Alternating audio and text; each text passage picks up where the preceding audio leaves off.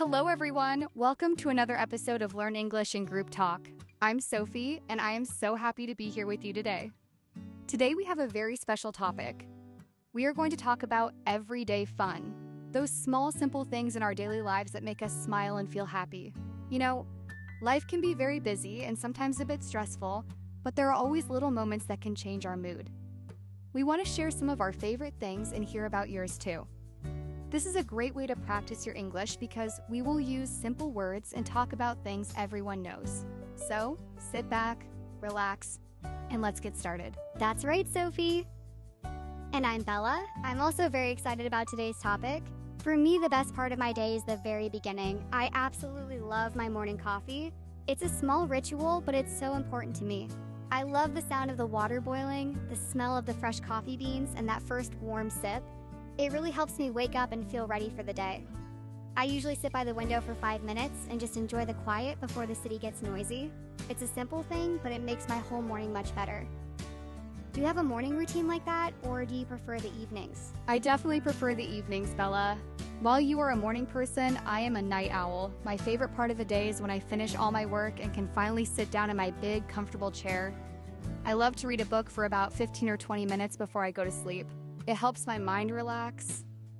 I like all kinds of books, but recently I've been reading a lot about nature and animals. I find it fascinating to learn about how different creatures live. It's like traveling to a different world without leaving my living room. Reading is such a wonderful hobby because you can learn so much while also relaxing. What about you? Do you have a hobby that helps you relax? Oh, I certainly do. My favorite way to relax is by cooking. I don't mean making big, complicated dinners for 10 people. That would be stressful. I mean simple, tasty food that I can make just for myself or a close friend. For example, I love making fresh pasta with vegetables. I go to the local market to find the best tomatoes and fresh basil. The process of chopping the vegetables and stirring the sauce is very peaceful for me. And of course, the best part is eating it. Sophie, I know you said you aren't a great cook, but we should definitely cook together sometime.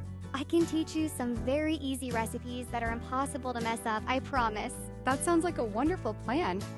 I would love to learn. Maybe I can finally stop burning my toast. Besides cooking, another thing I really enjoy is walking in the park near my house. I try to go every Saturday morning. It has these beautiful old trees and a small lake with ducks. Sometimes I listen to music, but often I just like to hear the natural sounds, the wind and the leaves and the birds singing. It's a great way to get some fresh air and exercise without it feeling like hard work. I love seeing the families playing and the dogs running around. It reminds me that there is so much life and beauty right in our neighborhood. I totally agree. Walking is so good for the soul. Speaking of being outside, I love to travel, although I haven't done it much lately, but I have some funny memories from my past trips. One time, I was in a small town in Italy. I was trying very hard to practice my Italian, so I went into a restaurant and tried to order dinner without using English. I thought I was asking for a chicken dish, but I used the wrong word and accidentally told the waiter I wanted to eat a cat. The poor man looked so shocked and confused. I realized my mistake quickly, and we both had a good laugh, but I was so embarrassed. It just shows that making mistakes is a natural part of learning any language. Laughs. Oh, Bella, that is such a classic story. I can only imagine the waiter's face. But you're right, mistakes are how we learn. I have a funny story too, but it happened right at home with my dog Buster. One afternoon, I had just bought a giant chocolate ice cream cone. The phone rang, so I put the ice cream on the coffee table for just a few seconds to answer it. When I came back, the ice cream was completely gone, and Buster was sitting there with chocolate all over his nose, looking very happy with himself. I wanted to be angry, but he looked so cute and proud of his catch that I just started laughing. He certainly knows how to find the fun in every day. Buster is a legend. He sounds like such a character. I have a cat, Luna, but she's much more serious. She mostly just sleeps in the sun and looks at me like I'm her servant, but she's very sweet when she wants to be. Having pets really does make life more interesting, doesn't it? They have their own little personalities. Anyway, Sophie, we were talking about learning English earlier. I often tell people that watching movies is a great way to practice.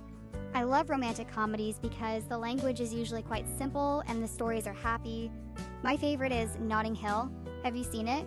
It's old, but very sweet. I have seen it. It's a lovely movie. I actually prefer action movies or nature documentaries. I find that documentaries are great for learning specific vocabulary about the world, but you're right, movies are a fantastic tool. I also want to share a dream of mine. I've always wanted to travel across different countries and write a book about the people I meet. I think everyone has a story that is worth telling, and I would love to collect them. It would be a book about everyday people and their everyday fun. What about you, Bella? Do you have a big dream that you think about sometimes? That is a beautiful dream, Sophie. I would definitely buy that book. My dream is a bit different. I've always wanted to open a small language cafe in my city. It would be a cozy place with lots of books and comfortable chairs. Each table would have a little sign for a different language, like a Spanish table, a French table, and an English table. People could come, have a great cup of coffee, and practice speaking with others in a friendly way. I think it would help people feel less nervous about making mistakes. It would be a place where cat instead of chicken stories are celebrated. I love that idea.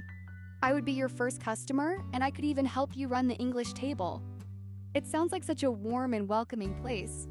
But until we reach our big dreams, we have our daily routines. My routine is a bit unusual because I work from home. It gives me a lot of freedom, but sometimes I can feel a bit lonely. That's why my walks with Buster and our podcast recordings are so important to me. I need that connection with other people.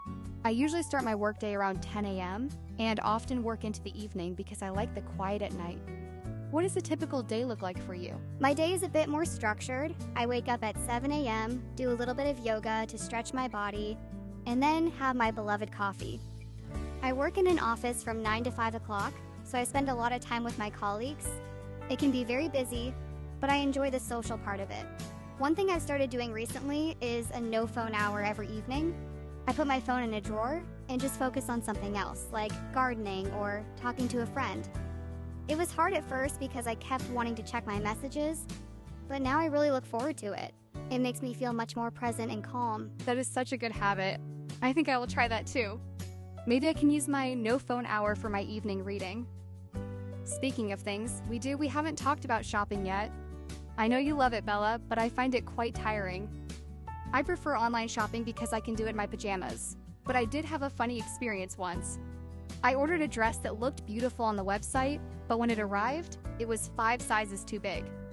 I looked like I was wearing a giant purple tent. I couldn't stop laughing when I saw myself in the mirror. I ended up giving it to my cousin, who is much taller, and she loved it. Laughs. A giant purple tent. That is hilarious. See, that's why I like going to the shops. I like to see the colors and feel the fabric. For me, shopping's like going to an art gallery, but you get to take the art home and wear it. I love finding a bargain or a unique piece of clothing that no one else has. It's another form of everyday fun for me. But I understand why you like the convenience of online shopping. Technology really has changed everything, hasn't it? We can shop, work, and even learn a language, all from our phones. It's amazing, but we have to remember to look up and see the real world too. You are so right, Bella. Balance is the most important thing. Well, we have talked about so many things today: coffee, books, cooking, walking, funny travel mistakes, pets, movies, dreams, and even purple tents. I hope our listeners enjoyed our conversation and found it helpful for their English practice. Remember, you don't need to understand every single word we say. The goal is to get the general idea and enjoy the flow of the language. If you hear a word you like, write it down and try to use it this week. That is how you build your skills, one small step at a time. Exactly. And before we go, we have a little homework for you. Think about one small thing that made you happy today. Maybe it was a good meal, a nice comment from a friend, or just a beautiful sunset. Try to describe it in English, even if it's just 1 or 2 simple sentences. We would love to hear about your everyday fun. Thank you so much for joining us today on Learn English in GroupTalk. It has been a pleasure talking with you, Sophie, and sharing these moments with all of you listening at home or on your way to work. Thank you, Bella. It's always a joy to record these episodes with you. And a huge thank you to all our listeners. Your support means the world to us. We will be back very soon with another episode and more fun topics to help you on your English learning journey. Until then, keep practicing, stay curious, and most importantly, have fun with your English. Have a wonderful day or evening wherever you are in the world. Goodbye for now, everyone. See you next time. Bye.